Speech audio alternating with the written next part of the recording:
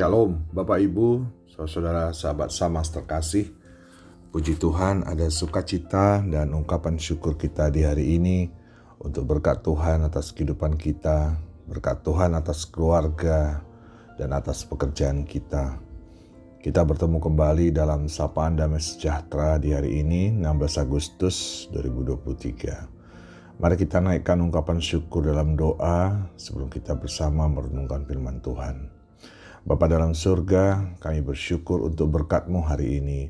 Berkat yang tiada henti bagi kami, berkat kesehatan dan kebaikan-Mu Tuhan, atas berkat pekerjaan yang Tuhan anugerahkan dalam kehidupan kami. Kami mau mendengar dan merenungkan sapaan firman-Mu Bapa. Urapi hati dan pikiran kami, untuk kami bisa memahami kebenaran akan firman-Mu. Amin. Bapak Ibu, sahabat Samas yang terkasih, dahulu saat kuliah berakhir dan diteguhkan wisuda, saya pernah berkata dalam diri saya, aku ingin suatu hari dapat pekerjaan di sebuah perusahaan bagus. Kalau bisa di sebuah perusahaan Kristen dan dikelilingi oleh orang-orang Kristen. Pemikiran yang sederhana untuk seorang mahasiswa muda Kristen pada saat itu yang akan lulus dan siap terjun ke dunia kerja. Mungkin di antara Bapak Ibu, Saudara juga pernah merasakan hal yang sama saat memulai mencari pekerjaan atau bahkan dalam diri kita memulai sebuah pekerjaan yang baru di tengah karir pekerjaan kita. Dalam arti kita ingin dalam lingkungan pekerjaan, nama Tuhan akan selalu disebut dan berharap ada kasih sebagai simbol kekristenan ada dalam lingkungan pekerjaan kita. Tidak ada unsur kebencian, tidak ada kefanatikan, dengan berharap semuanya yang indah dan berharap di tempat pekerjaan seperti ini sekaligus dapat berpelayanan. Bapak Ibu, apakah hal ini yang terbaik untuk membuat diri kita bersinar? Sesungguhnya kita harus membuat cahaya kita bersinar di semua tempat di mana Yesus menempatkan kita. Sebagai ayat renungan Samas kita hari ini yang mengambil tema bermisi melalui pekerjaan.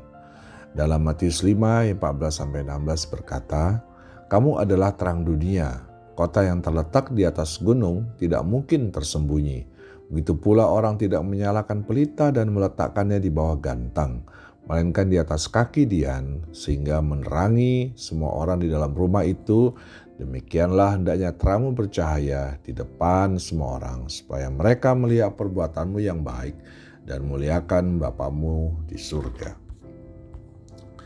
Pekerjaan adalah tiang cahaya, tiang tempat cahaya bersinar, dan Tuhan telah menentukan di mana cahaya kita dapat bersinar di tiang cahaya itu atau di dalam pekerjaan kita. Kita telah diselamatkan dari dunia ini dan kita hadir di dunia untuk bermisi lewat pekerjaan kita bagi dunia. Bapak Ibu Saudara, bermisi lewat pekerjaan terkadang dipahami suatu yang bersifat dualisme.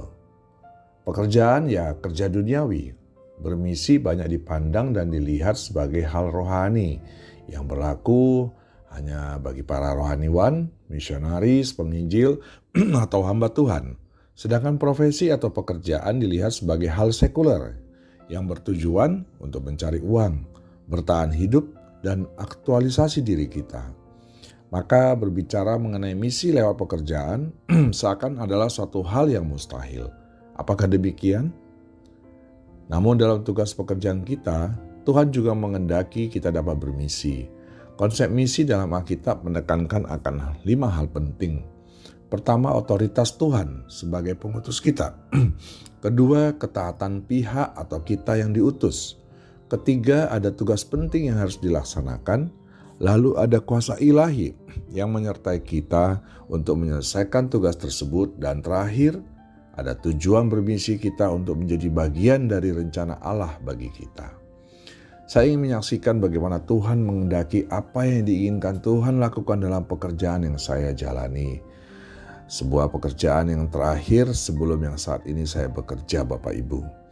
Pekerjaan sebelumnya yang masih di sebuah perusahaan bidang properti yang sesuai dengan kualifikasi saya tentunya. Namun memang dipimpin oleh seorang yang bukan seiman dengan kita, bukan beriman Kristen, dan tentunya memberi suasana lingkungan kerja yang juga berbeda. Pekerjaan ini mengharuskan saya keseharian terpisah dari keluarga di Surabaya. Meskipun masih dapat mengisi akhir pekan tetap bersama keluarga dan berpelayanan bersama.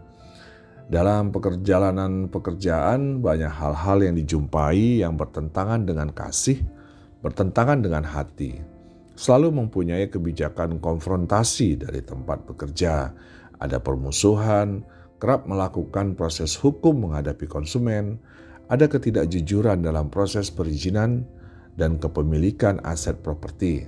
Ada kecurangan-kecurangan yang dilakukan.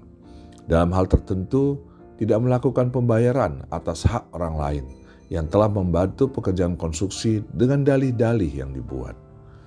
Dan yang unik Bapak Ibu, yang terkadang menggelitik dan membuat saya tersenyum sendiri dan belum pernah saya alami sebelumnya dalam dunia pekerjaan saya, adalah kerja selalu diawasi oleh pemilik perusahaan. Ada CCTV di setiap sudut ruangan kerja dan di ruangan saya sendiri. Dan ada layar-layar TV di ruang kerjanya pemimpin perusahaan untuk mengamati seluruh pekerjaan karyawan. Bapak Ibu yang terkasih, bagaimana sikap saat ada di tengah kondisi demikian?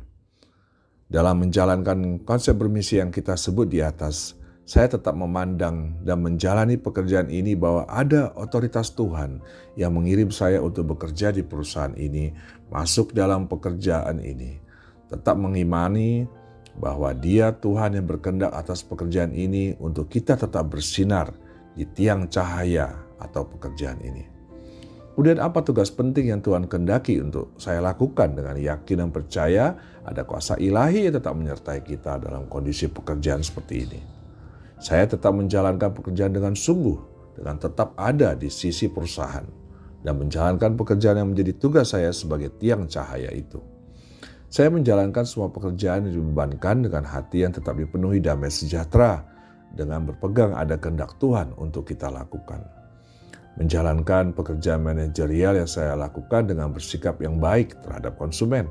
Ada hikmat Tuhan dalam menghadapi konsumen yang tidak puas.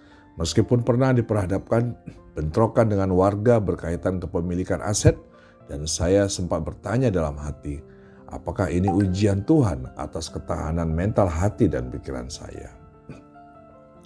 Dan puji Tuhan Bapak Ibu, semua bisa berakhir dan saya jalani dan selesaikan yang pada akhirnya menjadikan orang atau warga yang tetap dijadikan lawan dalam proses hukum oleh perusahaan tempat saya bekerja sebelumnya ini, akhirnya telah menjadi kawan yang baik dalam hubungan saya secara pribadi dengan mereka. Menjadikan rekanan yang tidak dibayar hak-haknya oleh perusahaan akhirnya menjadi rekan dan teman yang saling mendukung. Bapak Ibu sahabat sama yang dikasihi Tuhan, Alkitab mengatakan biarlah terangmu bersinar, tapi itu tidak sama dengan membuat terangmu berkilau. Terangmu memancarkan sinar, bukan menyilaukan. Begitu pula orang-orang akan melihat cahaya, bukan mencari sumber cahaya itu.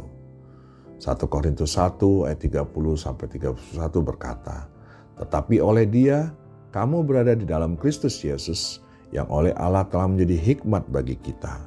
Karena itu seperti ada tertulis, barang siapa yang bermegah, hendaklah ia bermegah di dalam Tuhan. Bila pekerjaanmu, tempat kita bekerja, dan orang-orang di sekelilingmu menuntut dan memperlakukan emosi dan konfrontasi terhadap orang lain, janganlah kita ikut dengan sikap dunia seperti ini. Firman Tuhan dalam Kolose 4 ayat 5-6. Hiduplah dengan penuh hikmat terhadap orang-orang luar. Pergunakanlah waktu yang ada. Hendaklah kata-katamu senantiasa penuh kasih, jangan hambar, sehingga kamu tahu bagaimana kamu harus memberi jawab kepada setiap orang.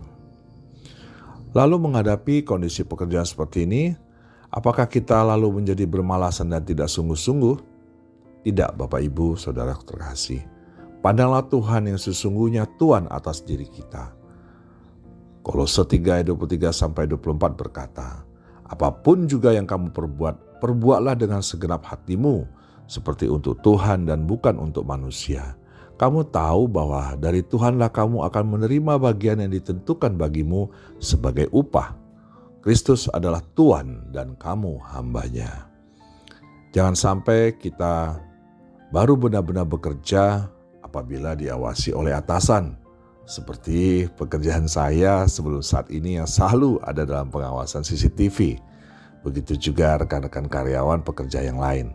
Tapi hendaklah kita lebih kepada Tuhan, kita bekerja untuk kemuliaan Tuhan. Lakukanlah pekerjaan kita dengan kemampuan terbaik yang kita miliki.